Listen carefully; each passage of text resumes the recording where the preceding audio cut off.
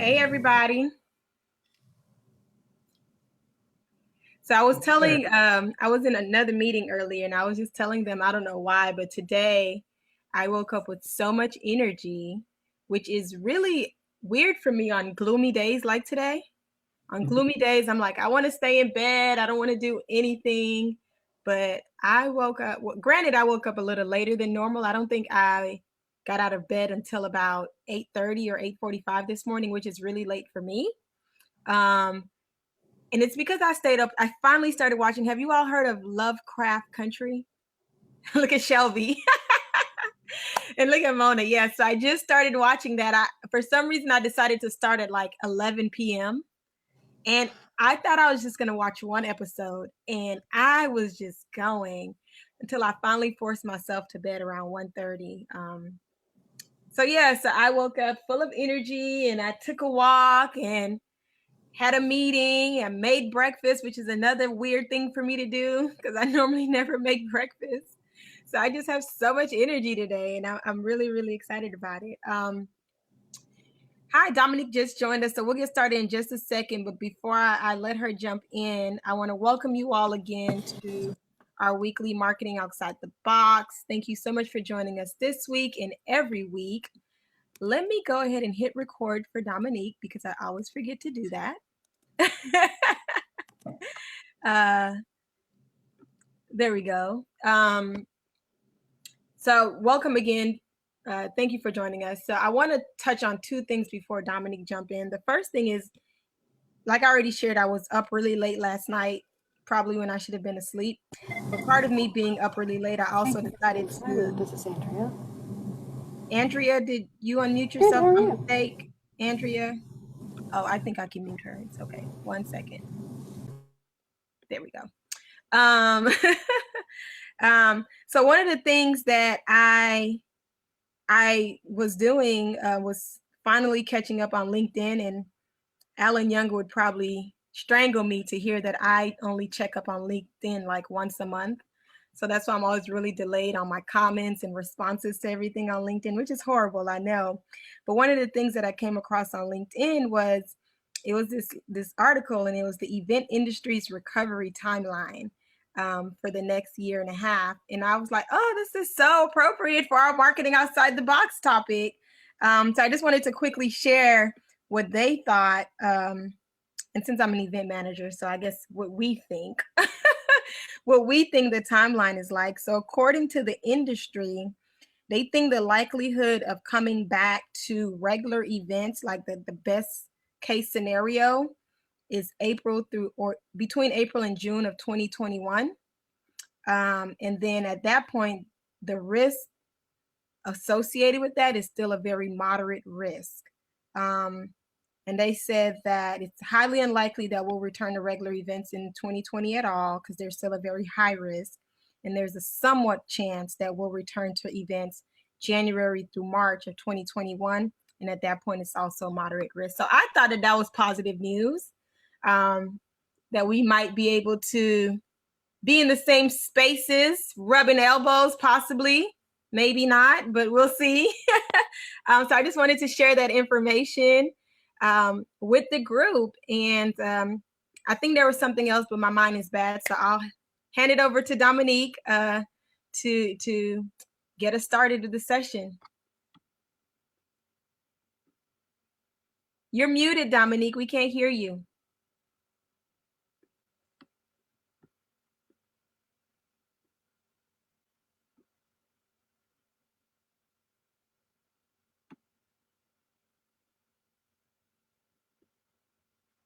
Did she go away?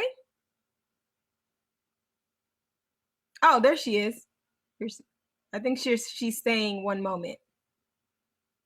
Okay.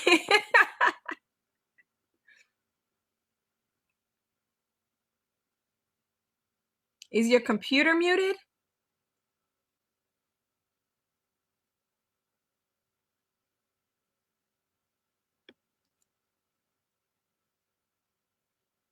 Well, while she's figuring that out, I'm going to keep talking. Is that okay with everyone? I was going to say, if you're the host, Magali, you may be able to unmute her. Well, it's not a unmute situation, is it? Do I have everybody muted or something? Try talking now, Dominique. Hello? Yes, we can hear you. Oh, okay. I don't know what happened. I think I don't know. I don't know. Hello, everyone. It has been a day. It has been a morning. Thank you, Magali, for that great introduction of an idea. Let me just make sure the PDF is locked and loaded before we have any other potential issues. Okay. And Mona shared in the chat that when that happened to her in the past, she had 2 Zoom windows open. So maybe that's possible. Okay. Let me just make sure I don't have another one open because I would hate for anything to happen as we're going through this. Okay. All right. It looks good on my end.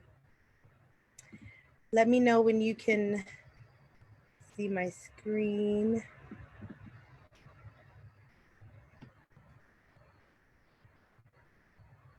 We can see it. Okay, yay. Okay, awesome. Yeah, Magali, thank you so much for starting us off with that interesting piece of information and statistic. I actually saw the article that you shared and I read it.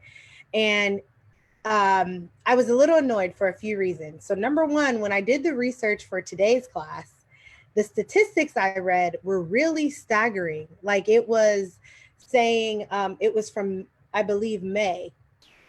And I remember looking at the report like, wow, this is what we thought in May about the timeline for when events and virtual events will take off. And in May, in our kind of event marketing community, they were talking about how so many people are going to be investing in virtual meetings, but not as much as in person. Like it was almost like the pandemic at that moment had gotten us to the point where we realized in-person events are important. So people were kind of trying to strategize for when the world was going to open up. And I think in May, maybe we had different opinions about when they were going to open up than we do now. So I thought it was very interesting to see the article that you shared today, Magali, that spoke specifically to, we will be lucky if we could have like in-person events in April of 2021. So yes, in the event space, like in the event world, we are excited about these statistics. It doesn't seem like big or exciting news, but to me, I thought it was super. I just, as a planner, I was like, okay, well, I have until January really to start physically planning in-person events and like getting the logistics in order, which gives me from now to January to kind of do the planning. So I want to say that the report that you sent me was more accurate of a timeline. I think April is a really good place to kind of assume or kind of hope for. And I think in today's class, we're going to talk about not only how to understand your event, but also how to promote your event during a pandemic, during this time. Because whether we're talking virtual or in person, a lot of times these ideas and concepts kind of cross over. So for today's class schedule, for those of you that are aware or unaware, I like to show the schedule so everyone is on point. We are a little bit behind, but I think we'll be able to catch up. Thank you, Magali, for leading our mindfulness moment and just kind of keeping us abreast of what the industry is saying for events. I think that's very relevant to what we're going to speak to. We're going to have a quick coffee break, another lesson, and then talk about a few closing remarks. I want to remind everyone that we are going to introduce ourselves in the chat box if you want to participate. Please put your name, why you're here, something about your organization or your business. I'm not going to lie, I do like to pull from those examples just to give it a little more on the spot expertise, if you will. So please be a willing tribute. But to give you a little bit about me, I am Dominique Bercy, a nationally ranked public speaker, a marketing and human resource strategist and author. I am on a mission to empower businesses with data-driven tactics, say that 3 times fast, to better serve your customers and to increase profit. So I have a little bit of information about me and kind of my background, just so you understand how holistically we're going to take a look at virtual events. But I have served as a publisher, a lifestyle writer and enthusiast, a nonprofit marketer, a restaurant manager, a real estate investor, and a fundraiser and event planner. So in this course, we are going to cover a few things, but our main objective and what we're going to leave the class with is an understanding for event marketing that's going to help build on our already started millionaire marketing strategy. And I'm going to walk you through how hosting virtual and in-person events during a pandemic could help your business. As far as level, you can be on any level to be a part of this class, but it's specifically for marketers, business owners, and event planners. I want to make sure that we keep innovation at the forefront of everything we do. So I am committed to giving you technology and talking about it in a way that makes it approachable and part of your toolkit. We are also going to talk about impact. Today, we're starting my favorite part of events and the conversation about the impact of the event. We're going to talk about how event marketing will help you to communicate who and what you are as a business to your consumer. And just so everyone is aware, the course is an hour long. We did get a little late start today. So if you have a little bit of grace on the end, I don't know if we have the logistics to support that, but I am available, but I think we will make it in our time. The course is going to be an hour a week. This is technically hour 2, and I'm hoping and anticipating that you do about an hour of work a week just to get you ahead of the game when you come back to class on Wednesday. So our statistic for today is going to tell us that 80% of attendees want engagement and satisfaction. And organizations are using those two things, engagement and satisfaction, as KPIs. So for those of you that are not aware or forgot, KPIs were in last month's lesson. Those are key performance indicators. So organizations are saying that attendee engagement and satisfaction were 2 key performance indicators used for measuring the success of a virtual event. And let's be honest, attendee engagement and satisfaction, those are things that we want in any event. But to make sure that that is a part of your overall organizational goal is a bold move to be making. So I pulled this statistic out so that we could understand that the executives of the Fortune 500 companies that we are trusting as leaders understand that attendee engagement and satisfaction are that important. We should too. So when we talk about how important the satisfaction is of our attendees, we need to understand what our event is. Now, last week we talked about kind of what events are, what's the difference between virtual and in person, what are the benefits of both. But this week we're going to get to the nitty-gritty of your programming and why you're asking people to care about whatever it is you're doing. So we need to ask ourselves, what are we showcasing, right? Why is it important to your audience? What are the problems that you're solving for? Who is benefiting? Why does your audience need this information? And how will it make the experience with you and your business better, right? So as we start kind of building on the playbook that we're building to do an event at the end of the month, now we're at the stop where we're saying, okay, what is this event for? What am I really doing this for? Who am I talking to? Why is it important? And who is benefiting? And I want you to think of that as the business owner, not as the host of the event, right? Because there's a difference. The host wants to engage people. They want to remind people of the important announcements. They want to make sure the program is going as it should. That is not the same as the business person, the person that is putting together the event because they are solving a problem.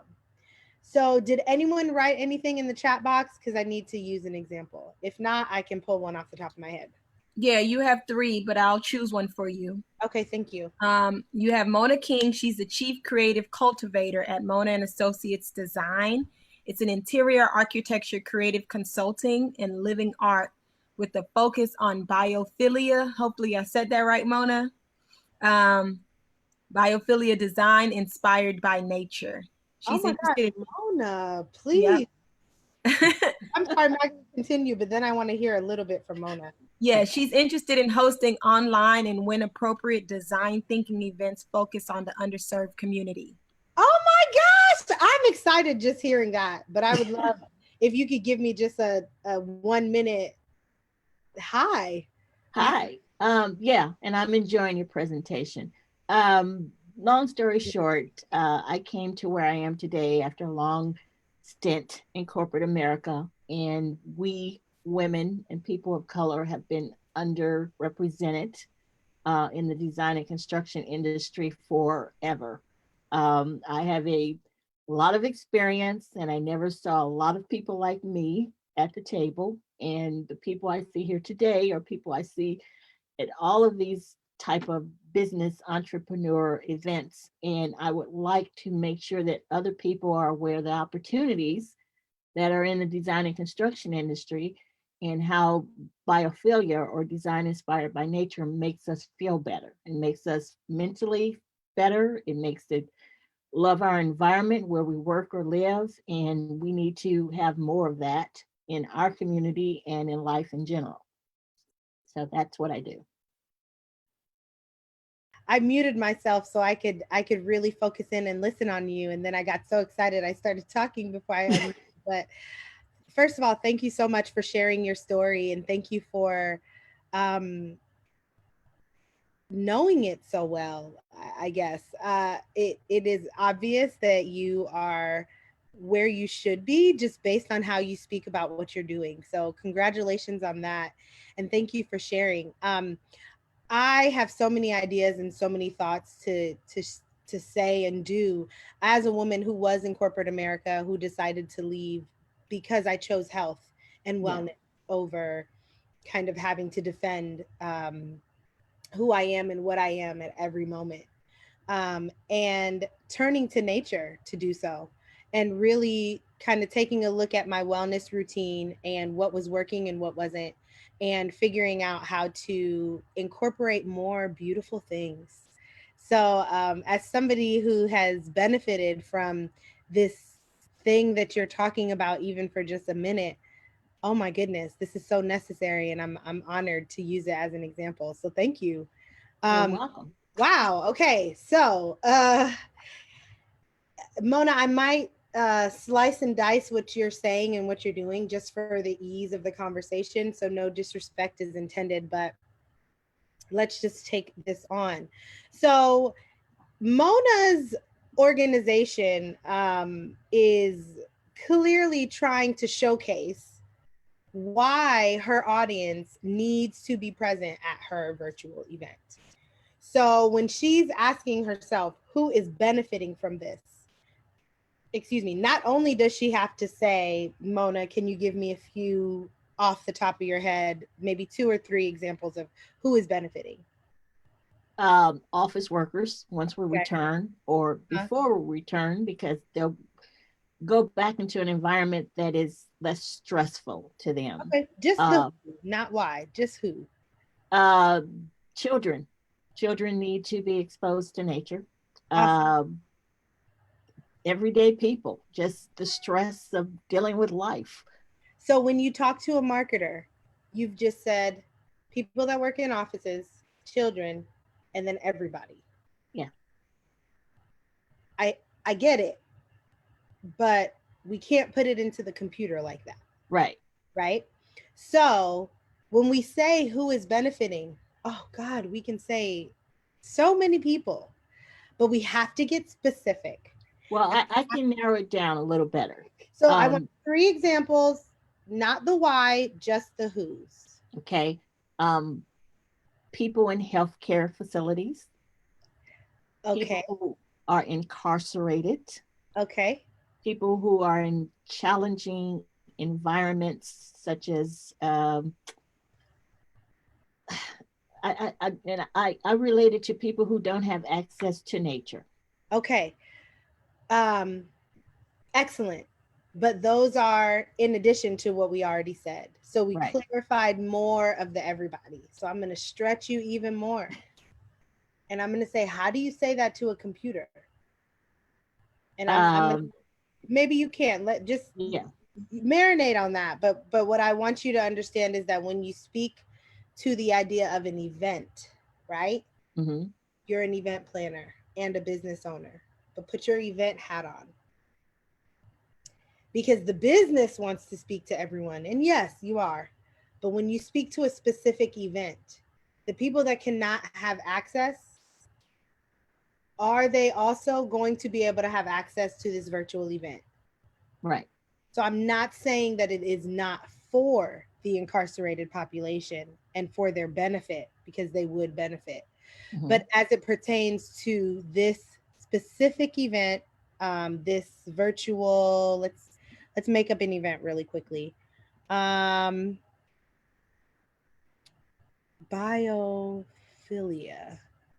design. It's design So, inspired by nature.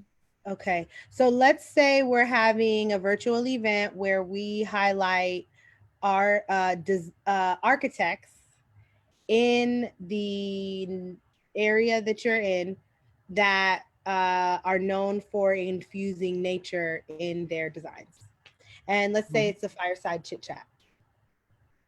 Does that flyer need to go to the incarcerated population that would benefit from any updates made to their environment? Well, it would be the business owner or manager. Right. Right. So when we talk about who's benefiting, that's how granular we have to get in our thought process. Right. So nothing you said was wrong. Everything you said was right. You are talking to everyone. But as it pertains to measuring success, keeping your audience engaged, and making sure that they're satisfied, you have to know who you're talking to. So business owners is the answer I was looking for. That was a richer response, if that makes sense. Not to say that at some point you should also promote to the people that actually work in the incarceration system that you're doing these events. So absolutely, everyone deserves to know about it. But we have to be clear about who's benefiting, who needs this information, why they need it, how it's going to affect. The last point I said is, how will it make their experience with you or your business better? So if you are talking to the incarcerated population, which we honor them and we do want to talk to them and not at them, right? How will it make their experience with you better? How will they know Mona King and her organization better? And is it the same as when a business owner is attending a virtual event during a pandemic when everyone is being inundated with virtual events? So we got to get to the nitty and the gritty, and we got to get past that really cute, high level, this is for everyone because I'm doing a great job. You are, Mona, you're killing the game. But we got to get to the dollars, and we got to get to the transactions, and we have to get to the impact. Well, the way that I usually pitch it, it's a return on an investment. Ooh. Because you're investing in your environment, which will improve the performance of your occupants. It helps with their wellness, their mental health, their physical health, and depending on the type of environment, the creativity and productivity. Oh my God, that is so beautiful. It even sounds, I want to learn more. I want to find out more. I want to find out how I can bring you on to my team as a consultant and pay you a retainer of $10,000 a month just so you can talk to me, because it sounds very great. I'm there. And what we're going to do is we're going to develop a playbook in this course that is going to push us, and it is going to make us uncomfortable, because we have to get there. We have to talk to those venture capitalists. We have to talk to the people that now say they are listening. We talk about representation, and we talk about how this class looks, and the people that attend these classes and these types of workshops, and we see each other, And I see you, Mona, just like I see everyone else. But we have to recognize that our strategies have to be pandemic ready, and they have to be ready for the big group of people that are waiting on the other side of the pandemic to see you in person. So we're going to use our virtual events to entice them. We're going to polish ourselves and look even better. We're going to take this beautifully designed background that you have and let some of those pothos plants grow a little bit so they can see when your leaves grow over the side. It gives you a feeling of being in a tropical rainforest. So it makes you feel good. I don't know. Maybe that's something that in the architecture world, there's some type of, explanation for. But we are going to take this time to really get ready and really push ourselves. So thank you for letting me kind of push and ask you to give me more about your audience. I hope you think about that as we continue with today's lesson. Thank you. I appreciate it. You're welcome. Dominique, before you jump into the social impact piece of it, and hopefully I'm not saying something you're going to get to later. If so, just tell me to be quiet and you'll get to it.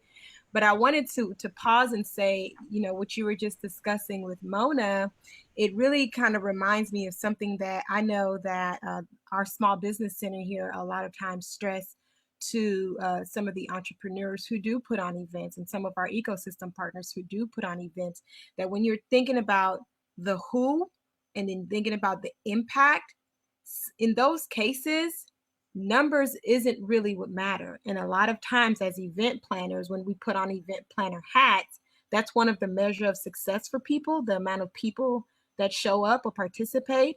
But if you have those goals and you know what you want your impact to be, then you have to really realize if numbers really matter so much. So I just wanted to kind of point that out in the conversation. That's really what pulled at me as y'all were talking. And I think, thank you for sharing that, Magali, because that is why today's lesson is literally, why are you doing this event?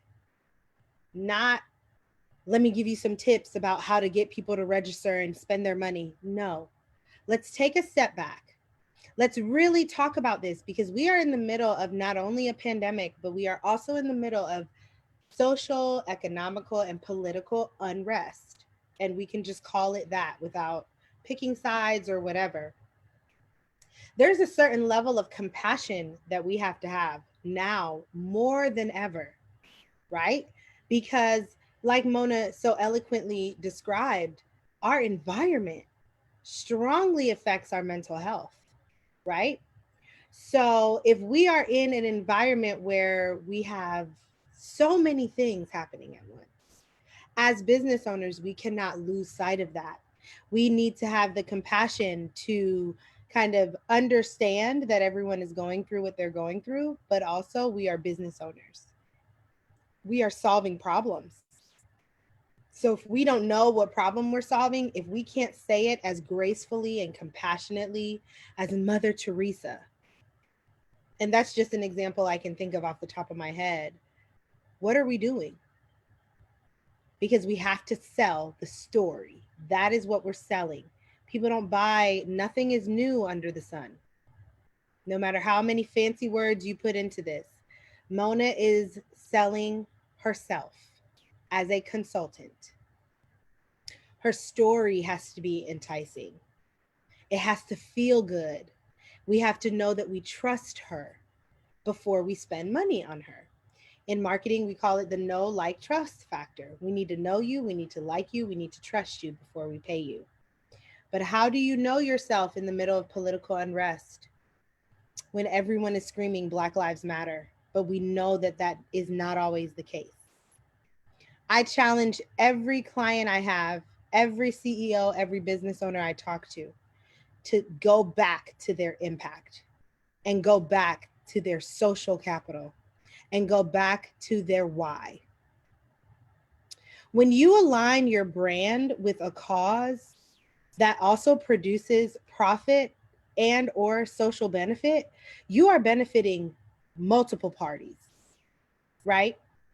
So we need to understand that these mutual benefits can include the creation of social value, increased connection with the public, and the communication of shared profit, as well as money. Like, we can do what's right and what feels good and what we believe in and make money. So I like to introduce a type of marketing every week. I like to introduce a new form of marketing to let everyone know marketing is huge. You cannot solve marketing with one person. You will drive them crazy. Cause marketing is defined as a type of corporate social responsibility, which is CSR, in which a company's promotional campaign has a dual purpose of increasing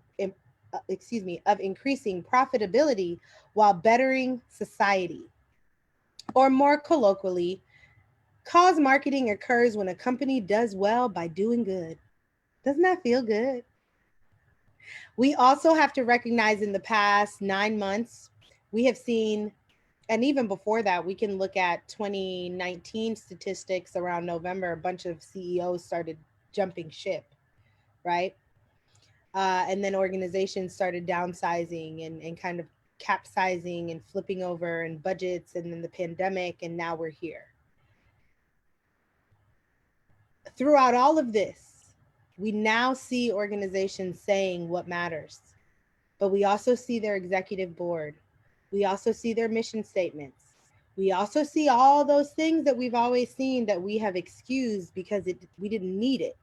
We didn't need to call on their mission statement or their values.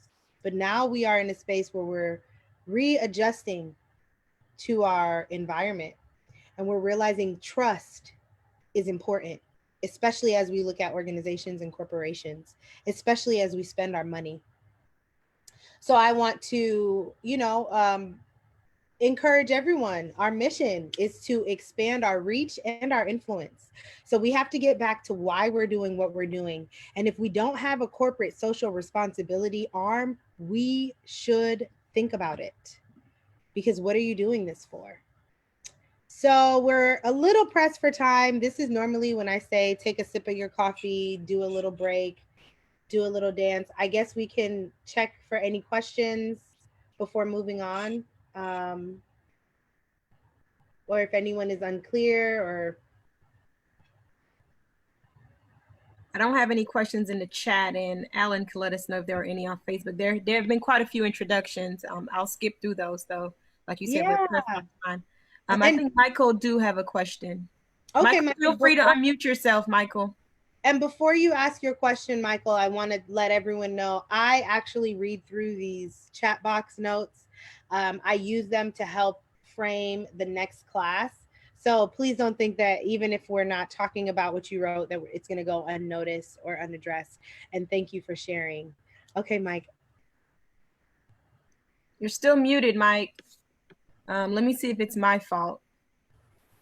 Try talking, Mike. How do I mute? You're good.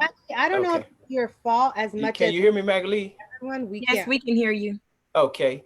Yes, listening to what you were saying there, Dominique, your point's well taken about there's nothing new under the sun. And I wanted to respond back to that to help you to understand my line of thinking and to get this question across. And the question is what can I do with technology that enables me to get customers instantaneously, strangers instantaneously without building a relationship? Because I understand that the things that I do as a result of an emergency that we've been under for decades, you see, and I understand when I look at things, I look at them as an emergency, even though everyone else doesn't think it's an emergency. But what can I do to instantaneously get customers with technology being a stranger? And the other question is about the thing under the sun. The sun being 93 million miles away and 93 million miles on the other side of it. And the sun doesn't cover everything, in my opinion. We are not under the sun, in my opinion. You know, we are in something, but the sun is not. It's just a mere component of creation design, in my opinion. And I think I have new things that have never been done before, like the telephone and the car and the airplane and that kind of thing. So with my frame of thinking, what technology helps me to get strangers without a relationship? I appreciate your question, and it is layered, and I am going to slice into the layer because I'm ready. But I also want you to understand that what I mean when I say there's nothing new under the sun is not that a telephone is not something that's new. It's that a telephone was created to enhance communication. So communication is not new. So to the question of there are things in the 93 million miles or distance of the sun. No, we don't know everything that's under the sun, but we know that there are things that help us advance our goal, our mission, our job. I hope that answers that question. As far as the second question of how do you instantaneously use technology to let strangers know about what you are doing? Am I correct in that? Yes. Without building a relationship, it's an emergency. It's an army. It's a fight, and you're like that. No time for a relationship. Pardon me? What would Harriet have said? There is no time to do that. What would she have said? You're coming or you're not, right? Right, exactly. And I think if we have that mindset, instead of, I don't want to build a relationship or I don't have time to build a relationship, it will come off less insensitive, if you could bear with me for a moment. To tell someone that you want them to spend money, but you don't want to get to know them is the equivalent of saying, hey girl, come on a date with me right now. And I'm telling you where we're going to go eat. And don't say anything, just come with me. And if we're courting our audience, that's not how you get anyone to go to dinner. It doesn't matter how much of an emergency you have. Because what I would say to you, Michael, is first of all, who told you to contact me with this instant technology that you contacted me with and didn't even tell me who you were? Who told you I wanted this information? Who told you I wanted this instant form of communication? How do you know I don't want to get to know you and understand how you grew that gray beard so well? I think we have to understand that what we want is not what people need. And we have to find the balance between the two. And if we're courting our customers and our supporters and our followers and our friends, we have to court them. You have to find a way to establish that relationship in 30 seconds. And it cannot sound like, oh my God, we're in war. You have to follow me right now. Because most people don't respond to that well. So I understand the sense of urgency that you have for your cause. But how do we make that a story that sells? That's what I'm going to challenge you with. Because I hear you, Michael, and I hear you every week. But I don't know if you hear me. And not me as the teacher, but me as the consumer. I don't know if you hear me when I say, but why do I need to keep listening to you? And I think it's fair to say that because I don't know that you're speaking in my language. I don't know that you're speaking to me in a way that I understand. And maybe if you use some of the things like social media, which is an instant way for strangers to know about you, that is the easy answer to that, social media. But also what's more important is your website, because your social media is just a commercial. All it is, hey, I have a house on this street. Come to my house, come to my website. So it doesn't make sense to have a social media plan and shout from the rooftops if your website has typos, or if your website has broken links, or if when people get to your website, they can't even sign up for an email to stay in communication with you about updates that you can't tell them quickly, that you got to email them. They have to read through it. They have to process the information. So you're at the door of what you need. I think making sure that your house is in order is what we're doing, because we're about to have an open house, a virtual open house. So we got to get to the nitty gritty of your business and your impact in the community, and make sure that on your website it says corporate social responsibility. You need those words. Thank you. Thank you. Yeah, you're welcome. Okay, so if we could move on, we're going to talk about how the promotion of your event, how promotion impacts your business. And I made it very high level for that, because we need to understand that promotion is for more than just money, right?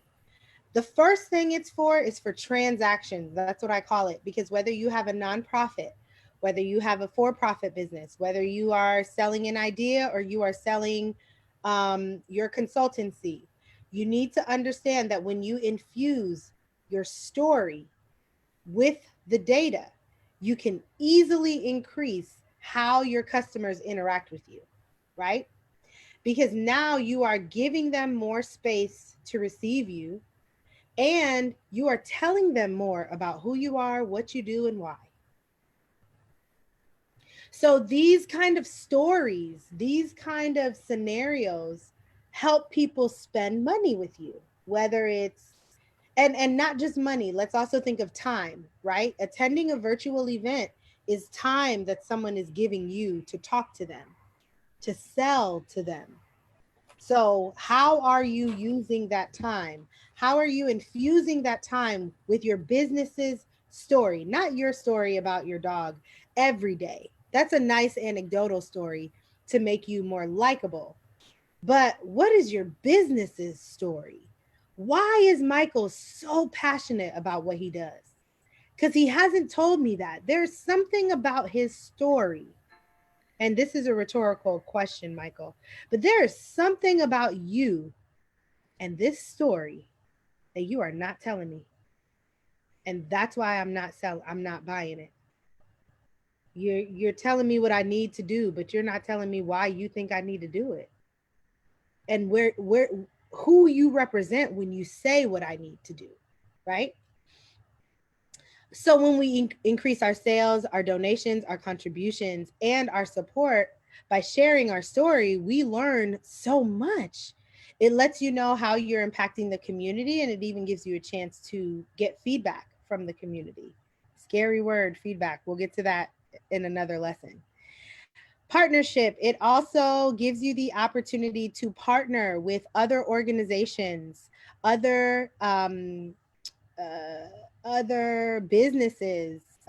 There's a whole nother marketing stream or marketing strategy called B2B business to business marketing. How you can work with an organization, Michael or Mona, that is in line with what you do, but they don't do what you do. So whether it's an actual construction company that has a budget for in-kind donations, and they see you're over here doing what you're doing in your real estate world, and they have extra budget because they saved money on in-person events because it's a pandemic. And now they're looking for organizations to support that are hosting virtual chit chats, partnerships. Are you ready to talk to businesses about what you do as a quote unquote little fish? Because I don't know how big our fish are. We are. Remember, your network equals your net worth. So if your net worth is not in the $1 million range, if you don't have $1 million clients, if you don't have $1 million access, you won't be able to do the $1 million things that you see other people in the market doing. So remember your budget. And I'm not saying that we don't serve the underserved population. No, absolutely not. We lead with serving them, to be honest. What I'm saying is your budget is going to stay where your network is. And if you're not ready to swim with the big dogs or whatever intimidation tactic they try to use, how can you get ready? What can you do to look more ready? Is that a partnership? Is that showing that you have a lot of transactions, whether that's people attending your events or spending money on you or opening your emails and reading the content that you have? All of those things are part of your transaction and your data. And once we set up our marketing systems such that they're automated and that they're helping us, we can speak specifically to how many people we email on a weekly basis, sharing the good news of XYZ 123. And as we speak about sharing good news, we need to remember that curated content is what we are selling. We are selling what we do. We need to be innovative. How can we be more innovative? And I'm not saying stop what you're doing and change the game. How can you innovate? The telephone went from all kind of versions of phones before we got to the cell phones that we have now. And little iterations make a big difference. So who can you teach, inform, or serve with your content? Who can you get to help you tell the story? Do you have feedback from customers that's good? All feedback is not bad. Do you have examples of transactions that were memorable and great? Can you get that person to send it to you in a digital form? And can you get a nice picture of them so you can have a testimonial on your website?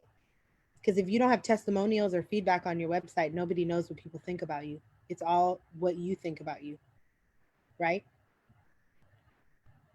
And then how can you make it more inclusive? Have you been talking to the same people for too long?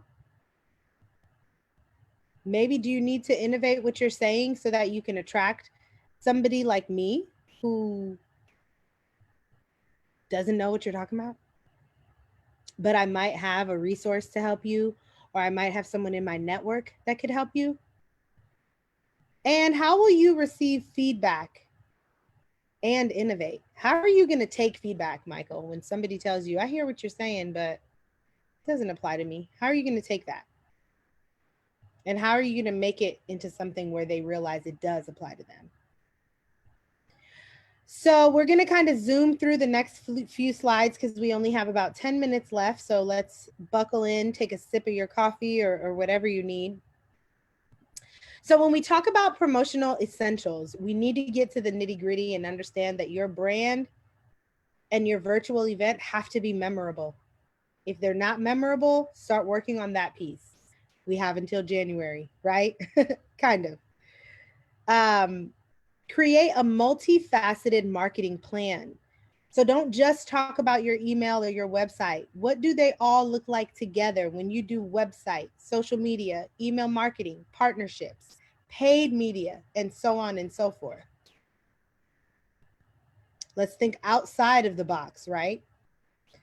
And then whenever we want to think about how we want people to communicate with us from a technology standpoint, like Michael said, we need something fast that sells. Out of all the other things, I need to be able to text it to somebody. Here's the information I'm telling you. So we need to be able to have dedicated websites or landing pages for your event. You notice I didn't say for your website. I said for your event. There are different tools and resources that help us to do that. I was going to go into highlighting one of those for our resource for today, but I have a feeling I need to take it a little further back before we get there. But also making sure that you send a save the date for your event. Is that something that you regularly do? Or do you just tell people, hey, don't forget I'm having an event? You have to send a save the date in whatever mode of communication you use. And then you need to create and launch a social media plan. Remember, social media is our commercial. So what does our commercial look like? What are we telling people? What does the flyer look like? What colors are we using? Do the colors match the presentation? What are we talking about? Do we have a cause that we're highlighting? Why? What's the story that's going to give people warm and fuzzies? So after we think of all of that, this is our brainstorm. We have so many ideas, so many thoughts. Now we need to take those thoughts and kind of narrow them down into a better, easier to digest funnel. So when we think about that funnel, we acknowledge it is our program. So how do we get the word out about our online event and our program?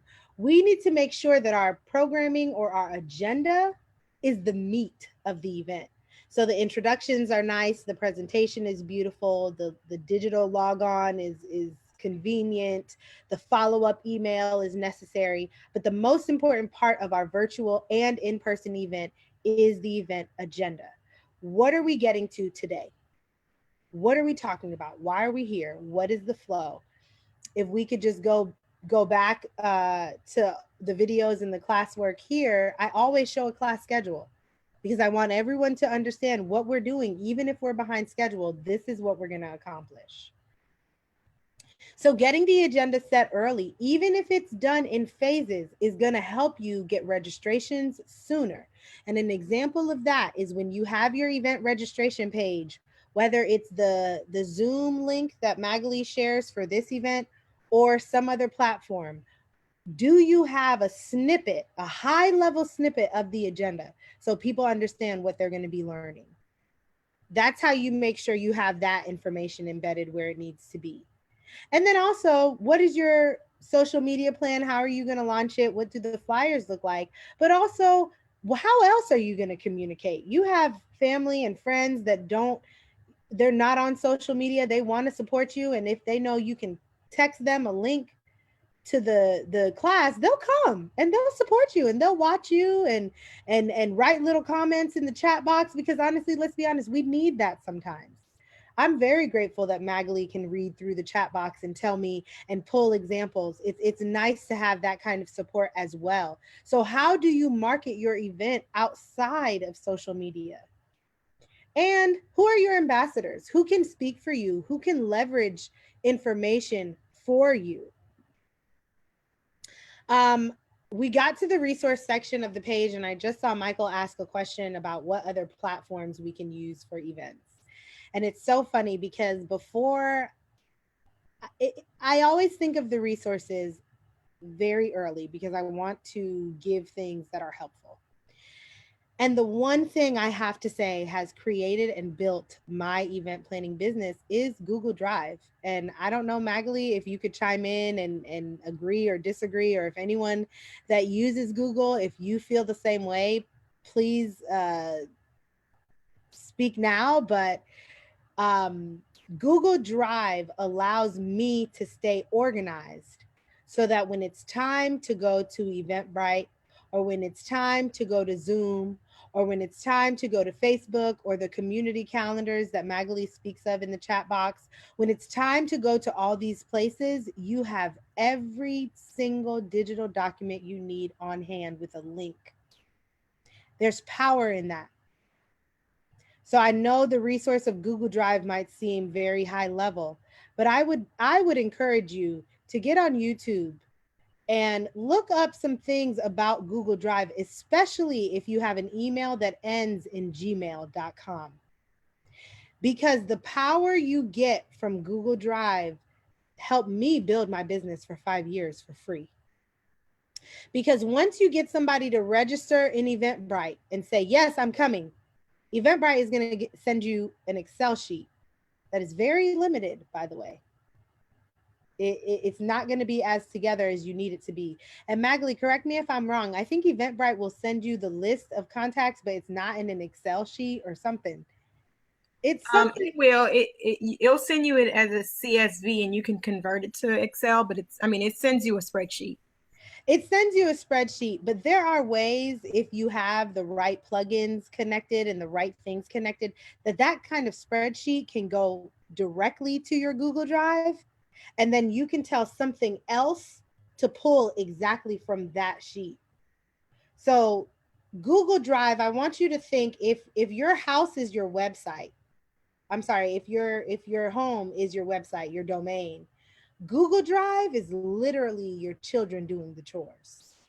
If that makes sense. It's the people in the house doing the work, because they have to have a command station, right? And the website is not a command station per se all the time.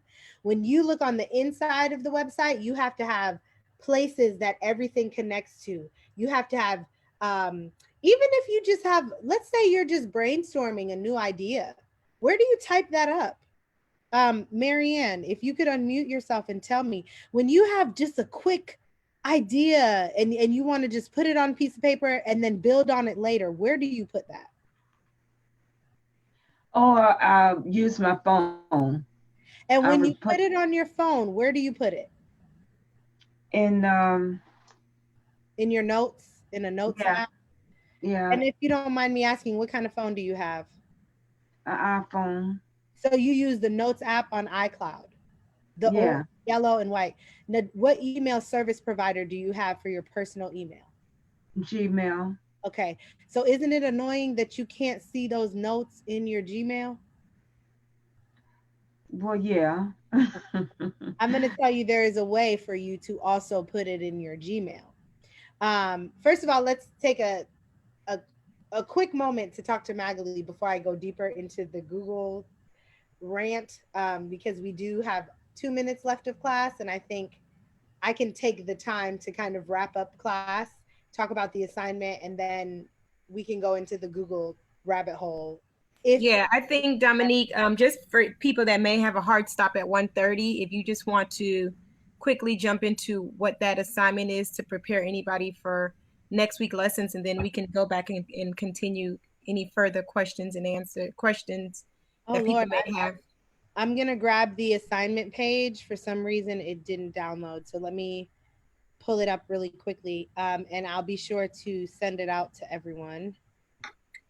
Yeah. And while she's doing that, I do want to say to everyone, so we just pulled we apologize for the delay. We just got the link from Flywheel, the registration information from everyone's email address. So you will receive that.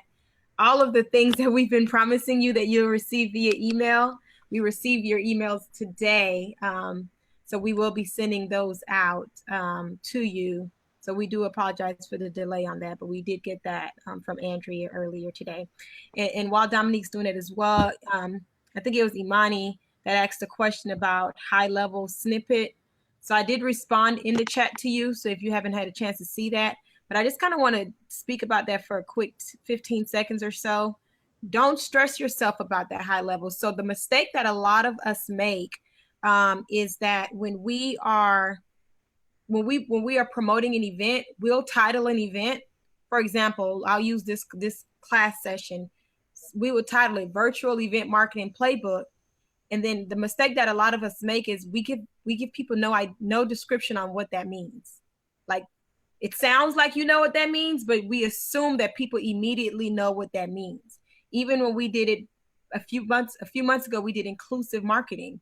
You know, most people would immediately assume that people know what that means, but it's important that you still give a brief description. You can get detailed if you want into the programming, like Dominique said, and give people kind of a week by week outline, or you can provide just that. And I put the description in the chat for you, Imani, but you can provide a general description that helps people understand this is what this course is going to be about, or this is what this event is going to be about.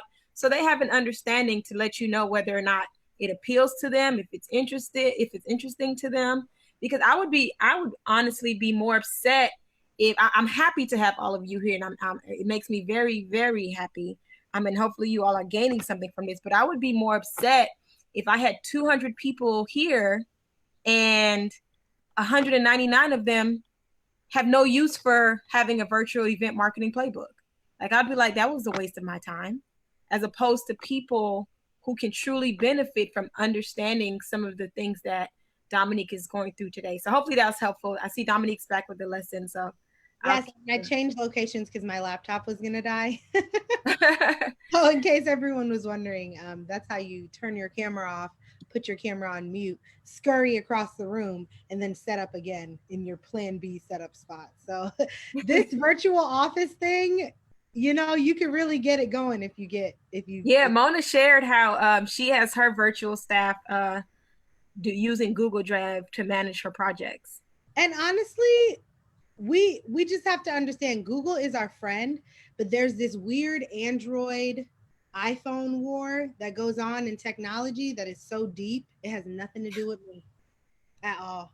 I use my notes, and just like you, Marianne, I write. I grew up as an 80s baby, so I write. Like, this is my notebook just for work stuff. I need to write by hand. So my practice is write by hand and then put it in a digital format. So this is a perfect segue to our assignment for this week. And like I mentioned, we are literally building an event playbook. At the end of these 4 weeks, I want you to be able to have an event. So this week, we're really going to be focusing on making sure we have the right tools and the effective message, and a message that includes why we're doing this.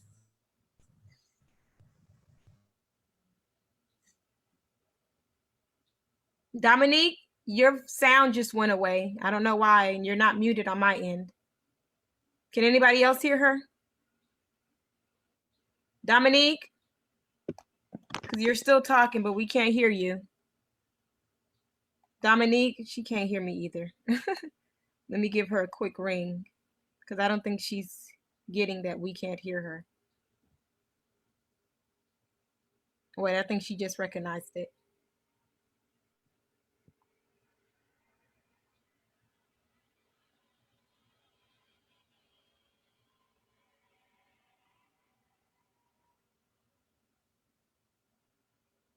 Well, I'm not sure what's going on, but I'm going to keep talking until she jumps on. So as you all can see, I think she's trying to figure it out. But as you all can see on the screen there, just look at the assignment itself. There are 4 key points that she wants us to kind of focus on this week to prepare for next week. And those points are really, what platform will you use to promote your events?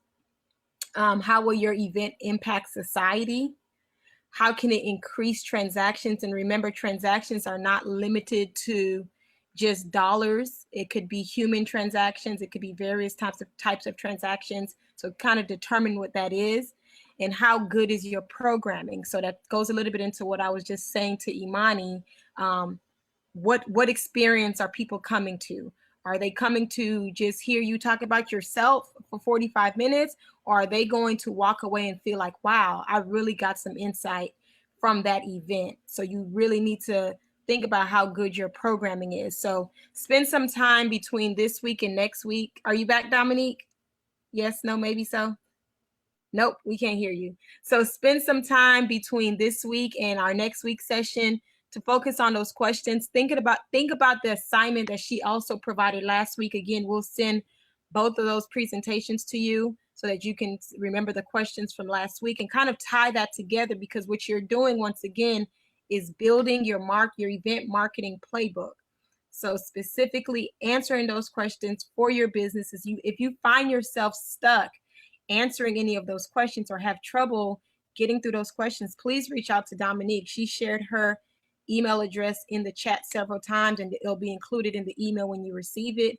But that's why we're here, to kind of help you navigate through that, so that by the end of, she said 4 weeks, but September is actually 5 weeks. By the end of the 5th week this month, you have a playbook to kind of set yourself up for your next virtual event, or if you decide to wait until the craze of the pandemic is over, set you up for the next actual event. So we'll kind of end it there. I want to share 2 very important announcements. This is what I forgot to share in the beginning.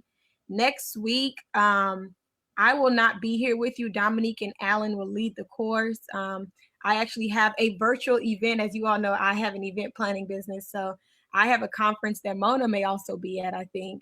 I have a conference next week that I am on the leadership team to kind of run.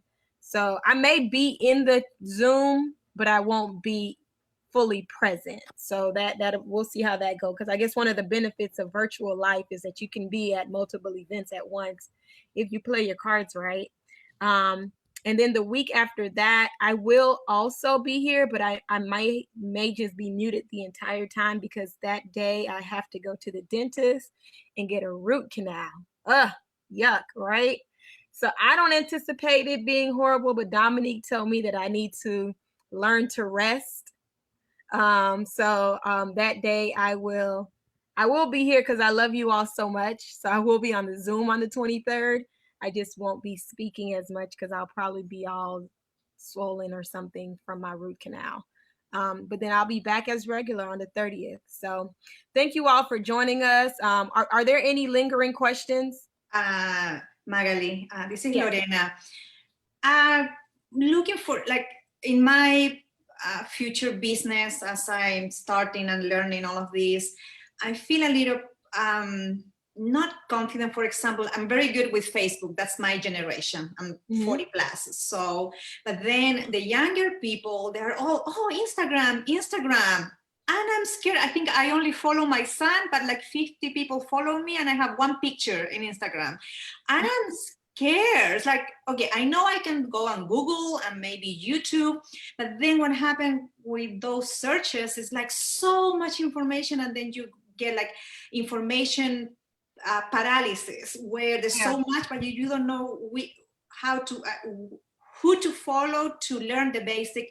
Just as that example, the Instagram, because I know, like everybody have told me, okay, you have to have a Facebook page, you have to have an Instagram, maybe the Pinterest, and maybe I don't know what else. There's so many platforms, and I feel like I only know the ins and outs of Facebook. It's like, where could I go to learn like a good resource that tells me the basic for you to start? Because my podcast, last week I made a good progress. I bought the domain, so I'm very happy. Not sure what I'm gonna do with it because I don't even have a website, but I know that I can learn about the website. Yeah. So but first, congratulations. Sorry.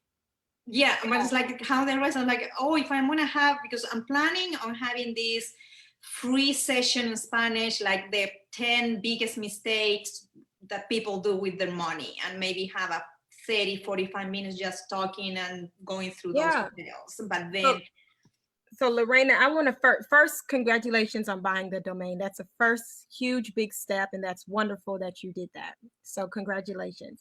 The next thing that I would say to you, as far as where you would go to learn about the different platforms, there are resources everywhere, right? And it becomes overwhelming. So it's information overload. So the most important thing I would say to you is, don't focus so much on where to go to learn about each platform. You need to determine, where is your audience?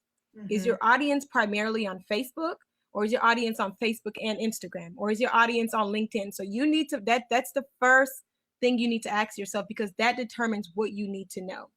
I have a feeling that you have a huge Instagram and Facebook audience. I just have a feeling that that's where both of that's the two main platforms for your audience from a social media standpoint. You already stated that you're comfortable enough with Facebook. So what I would say is you want to focus on learning Instagram. If you personally feel like, based on your timeline or your goals for your business, you Lorena, don't have the bandwidth to learn Instagram to this extent, then you might want to look into some of the other options, once again, based on your timeline. So if you have a 6-month timeline, then you have time to learn it. But let's just say you have a 14-day timeline. You might not have the time to learn it. You might want to look into the virtual assistant, or a college intern, or a high school intern, or honestly, with the kids today, a middle school intern. They know social media better than us. My children, they live on Instagram and on. Look into those options. And if you don't think you have even the capacity to get an intern and then have to kind of train the intern, if you don't think you have the capacity to do that, then something that you really want to do is figure out for yourself. Yes, you may have an audience on Instagram, but because you, the business, because remember what Dominique said, you are the brand, you are the business. When we're doing more of the consulting type businesses, it's about you. If you don't have the bandwidth or the capacity to be successful on Instagram right now, do what my rule of thumb is that I've always shared at Marketing Outside the Box. Go ahead and lock down your Instagram page and just keep it quiet for a while, but you own the page. Build your brand on Facebook. Build your brand on Facebook, build your presence on Facebook. And when you have succeeded at that, then you can add on something else. So it's really based on what you think you have the capacity to do. Do not feel the need to do all of these at one time, because you will fail at something if you try it that way. Now, if you have the staff and the team to do all of them, by all means, do it. But if you don't, be very smart about the time that you choose to commit to different platforms. I see Alan just unmuted himself. Did you have something to add to that, Alan? Well, first of all, I was smiling for the picture because it looks like Dominique was taking one. But also, say, Lorena, we have a team of people that most of them use social media, maybe not Instagram, but different aspects of social media. And if you would like to sit down one-on-one with someone, virtually, of course, then we can certainly help you. And I ditto what Magali said. A lot of times people try to learn how to use 4 different platforms, and it's better to just be an expert on one. And if you're not at a certain place, it's okay if that's where the majority of your customers are not, or not looking to find you. Yeah. I think Dominique joined us on a different platform. Before she starts speaking, were there any other questions before she closes us out? Yep, Michael. Facebook Live on another. Wait, Michael, you were muted. Can you start over? We can hear you now. Can you hear me? Yes. Okay. Can I do a Facebook Live in someone else's Facebook group?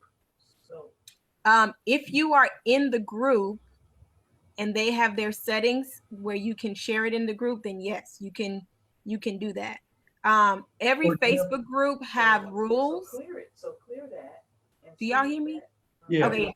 I was going to say, for example, this is, Flywheel's Facebook, Flywheel Zoom that we're using, but the video is going to Hustle's Facebook page.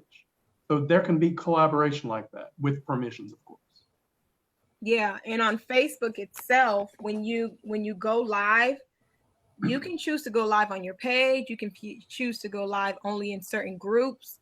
You can choose to do whatever. But when you're talking about Facebook groups specifically, Facebook have a lot of rules around groups, and then group owners have rules within their groups. So you just want to look at what the group owners' rules are. Normally they have it pinned to the top, or you can kind of message them and say, "Hey, am I allowed to do this in this page?" Most times, if it's a very strict group, they have to approve you going live on it anyways. Even if you don't ask for permission, you can decide to post something. It's going to go to them to accept or deny it anyway. So, but most groups that are more free flowing, normally it's not a problem. So yeah. Yes, so one of those that has to give acceptance before you come on, there's a delay. We wouldn't want that. We would want one that you can instantaneously go on and your message, the Facebook Live shows up. Well, while we're talking about virtual events, if that's part of what you want to do with your virtual event, if you wanted to be able to go live into a particular Facebook group, you wouldn't wait until the time that you're going live to find that out. That's something that you find out in the planning process. Okay. So as you're planning this event, you know now that you want to go live in this Facebook group. Even if this event is 3 months from now, 6 months from now, a year from now, you already know that that's what you want to do. And you just learned this information that you need to find out from the owner if that's something you can do. Why would you wait until the day of? Go ahead and message them as soon as you can and say, "Hey, I'm doing something in November, on November 10th, and I want to go live in this Facebook group. Can I do that?" If they say yes, are there any steps that I need to take, or is that something that you handle? Do you need to see the flyer in advance? If yes, how far in advance do you need to see it? Because then that gives you timelines to know when you need to create the flyer, when you need to create the link for them to share. Do they want to be a co-sponsor with you? Do they want to be a partner to kind of also cross-promote? So these are all the things. The general rule of thumb, and I'm sure Dominique is going to get to this over the next 3 weeks. General rule of thumb is with any event, you work backwards, right? So if your event is November 10th, you start working backwards for timelines. And what you would realize normally for an event that's November 10th, you're probably already behind the ball, right? Because that's 2 months from now. In most events, minimum, you want to give yourself 90 days, minimum. And if it's a really big event, you want to give yourself a year. But go ahead. One final thing, Magali, pardon me, please. What the intent is to do a 8-4, a 12-hour Facebook Live. Would that interfere with the group? It says there's a population in the group of 40,000, and we intend to do 8-4, 8 hours, and then crank up another 4 hours, that kind of thing. A total 8-hour marathon, a 12-hour marathon. Dominique, you're still muted if you're speaking. And I don't have you muted, so I can't hear you. While she's unmuting herself or whatever, let me say this, Michael, that yes, sir. And this gets back to relationship. Some groups are going to welcome that, and some groups are going to discourage that. I own a couple of groups, and it's great for us to have video on there if the video is related to what the group is all about. But if it's somebody who's not really a part of the group, or they're in the group but they're, they don't represent what the group represents, then they're going to say no. So it really depends on a variety of things. There'll be some groups that are, they're looking for content. They want you to post things. They want you to share videos, whether it's live or not. Am I still muted? No, we can hear you now. Okay. And thank you. Michael, with all due respect, what is this 12-hour, 8-hour live? In order to connect with the nation, the intent is to drive in 500,000 people in that 12-hour time frame who go to the website and sign up for the Homes Without Mortgages program. Okay, but what would the program entail for that much time that requires? Just being accessible to everyone all day long, because everyone may not be available at 8 in the morning, but they may be available at 10 or 12 or 2 or 3 or 4. So the idea is to stay there and remain there until people can avail themselves to the live Facebook Live. So Dominique, from what I'm hearing, and I don't want us to get too deep into this. If we need to get really, really into it, we can have more of a one-on-one. But from what I'm hearing, because I'm inclined to agree with Dominique that virtual events, you have to be very careful about people's times. If it's already been pretty much proven that 45 minutes is too long for virtual events. People clock out, they mentally are not paying attention anymore, right? What I would say is, Michael, what I hear from you is it gives me the feel of remember the telethons that we used to see on TV? Precisely. It gives me a feel of that. In which That's case, the idea. In which case I think it's fine and acceptable. You just need to do some, in my opinion, you just need to do some research to determine, is Facebook the platform for that? Or do you need to have that on a, not necessarily a website, but a landing page? Do you need to have a dedicated landing page to run this virtual, in a sense, telethon? Right. Or do you need to do that on Facebook? And the only reason we're saying that is because once you do it on Facebook, you are now interrupting people's social media flow. Even if they don't plan to be there for 12 hours, they're just going to look at it for 2 seconds. You can't treat social media the same way you would treat your website. You have to kind of do a little tweaking in all things, and that might be a bit much for social media. So that's just some. Also remember, social media is a commercial.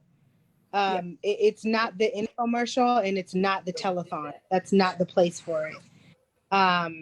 Just to be candid, because then what'll happen you'll get negative comment. You open yourself up for 12 hours of people saying whatever they want to say based on whatever you do.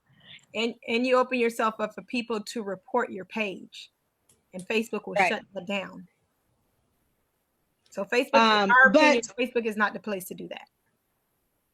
And I would even go a step further and say that telethons are not progressive as they once were. So we need to look around what the purpose is and how we promote a telethon. I'm not saying don't have one. I'm just saying you have to kind of innovate how you're going to talk about them, because they are very, I can tell you right now, my nephew has no idea what a telethon is, and he's 10 going on 30. And I will say that. Sorry, go ahead, Dominique. And I'm not saying he is the audience. I'm saying the level of explanation I would have to do for him to understand a telethon it speaks to how relevant everyone in between is going to process it. You know what I'm saying? Yeah. So what I will add to that, Michael, and I know we're coming near 2:00, so I'll end this soon, guys. But what I would say to that, Michael, is it really all boils down to, before you do any of this, you have to know your marketing strategy. And in order to know your marketing strategy, you absolutely positively have to know your business goals and objectives. So it all boils down to that, because once you know your business goals and objectives, you can determine the right marketing strategy. You know what I mean? So don't do this backwards. Don't just start promoting, but haven't literally identified what those goals and objectives are. And I would really press you to, if your schedule and even if your budget allows, I would really stress you to spend some time with an expert like Dominique or someone like Dominique to really have those conversations to help you think about the best way to prepare this for your business. Because I think what you're doing is amazing. The beauty, the good and the bad thing about what you're doing is if you do any step of it wrong, it can cause it all to go away. You know what I mean? So that's the bad thing. But the beauty of it is if you do it, and I will go ahead and say your marketing right. If you do your marketing strategy right for this, there is literally no limit. You know, Dominique liked to joke that she think everybody's budget, 80% of your budget should be your marketing. And while she's very serious when she says that. While I get why 80% of a budget will not be your marketing, you have to, like, whatever percent you give to your marketing, whether it's 10, 15, 20, 30, whatever percent you give to your marketing, you have to go all in with it. Because your marketing is what drives your business. As you said a couple weeks back, you're trying to make $1 million or more. You said that, Magali, and I remember. Yeah, and Dominique's entire business is built on building millionaires. Yes. And that's why we brought her in. We're like, we need our entrepreneurs to have that millionaire mindset. And I will tell you, millionaires do not function in a space where they do anything without a relationship. I'll tell you that. They will spend more time, more money, more effort on the illusion of or the creation of a relationship. And I think in order for us to get where we need to go, we need to have the conversations that speak clear, plain consumer language, not whatever, even with the cause marketing. Even if you have a cause, even if you have a mission, even if you're driving on the yellow brick road of success, if you're not telling your story appropriately to the right people, the right way, they're not going to support you. So you have to understand that answering these questions of who you are, what platform you're using, why you're doing this, those questions need to be solid in order to not only create content, but create your strategy. So I think that's a good place for us to leave this class. Well, before we leave, we have 5 minutes before I shut us down. Okay. But Imani has his hand raised and has a question. I want to be respectful because I recognize that. I was just going to close off the lesson and okay. just say that in today's lesson and part of the homework assignment, which I know the screen didn't work properly, but now that we have your emails, you'll get an email tomorrow with the assignment. But we need to kind of take another step into our plan and just understand the why, understand who we're benefiting, and how that will get transactions. There's a question from Imani, you said? Yeah, Imani, and we're shutting off at 2:00. I think it might cancel us at 2:00 anyways. I think I have it set that way. So Imani, did you want to go ahead and ask your question? Yes, ma'am. Can I be heard? Yes, you can. One of my, I'll say, personal slogans is be concise and be precise. And I wanted to ask in regards to Brother Michael and I are working with this thing together. And one of the things that I put out was that we have to anticipate and answer the objections before they occur. And I was wanting to know whether or not that was a good frame of mind or good approach to take in regards to putting forth the event that we want to have. So I think that's an excellent frame of mind, but if I could just reposition you, I would say that I think the better terminology to use is that you are open to and ready for feedback, as opposed to we're going to anticipate pain points. Like, it is the same thing. It's just a matter of your openness and what you do once you receive that information, right? Because what about the things that you're not anticipating? How do you prepare for that? And what do you do when they come up? Yeah, so I agree with Dominique 100%. And I'm going to say the same thing with different words. So yes, when you're putting on an event or when you're doing anything event minded, you have to anticipate the goals. You have to anticipate the objectives. A lot of that can come from some pre-work of research. A lot of that can come from surveys or whatever you decided to do to get you to the point to determine that these are the goals and this is the purpose of this event. But to Dominique's point, in the midst of that, you have to also be ready to pivot. So if your goal, like I'm not suggesting that if somebody comes in and completely tries to change the overall purpose of why you're doing this event, I'm not saying you go with the flow, because if we're here to talk about oranges and you're constantly throwing bananas at me, this might not be the time for me to address those bananas, right? But take note that this person keeps throwing bananas at you. And when you do your event recap, you need to determine, do we need to talk about bananas next time? You know what I mean? Like you need to be that flexible in that. So hopefully that's helpful. That my approach would always be, thank you so much for that question. I don't have the answer right now. However, and the thing is, okay, however, I'm sorry. What were you going to say after however? I believe I know where I can go to get it. So once you go get that information, how do you get that information back to that person? Well, we have, when we do our event, we do it with a capture page where we can capture their contact information and get back to them.